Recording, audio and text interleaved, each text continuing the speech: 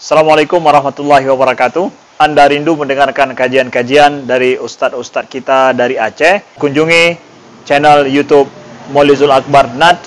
Subscribe, like, share, komen.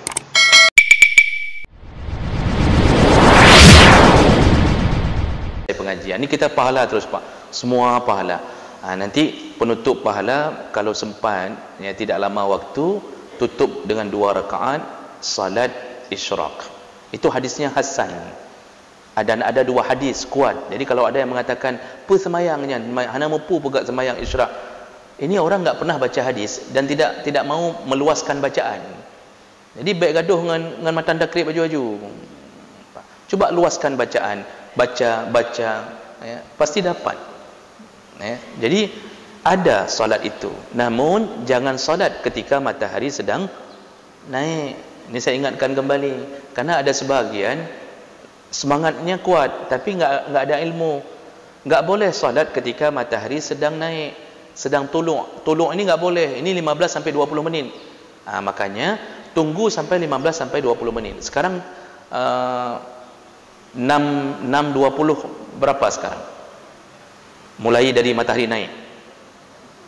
6.20? 6.16. 6.16.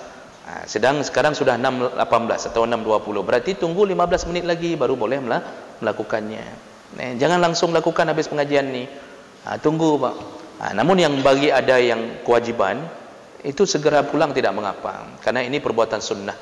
Terutama lakukan bagi para pensiunan. Yang ke pensiun-pensiun, menyujud nempre. Di kamu mentang kewajiban. Nah, setelah itu kita pulang. Duduk di kedai kopi, masihkah berpahala? Tentu duduk di kedai kopi itu perbuatan mubah. Otomatis dia putus pahala solat itu dari semenjak selesai solat. Itu sudah putus pahala solat. Yang ini sudah pahala lain, tidak lagi dihitung sebagai pahala solat. Jadi kita itu kan putusnya setelah salam. Itu sudah putus pahala solat. Setelah itu berzikir, dapat pahala zikir. Setelah itu sambung lagi dengan solat, dapat pahala haji umrah yang melakukan solat 2 rakaat penutup amal subuh. Tapi kemudian duduk di kedai kopi, masihkah berpahala tadi? Tentu tidak. Duduk di kedai kopi mubah. Lanjut apa yang dibicarakan. Kalau dibicarakan hasil pengajian tadi, misal dia lanjut diskusi lagi, dapat lagi pahala.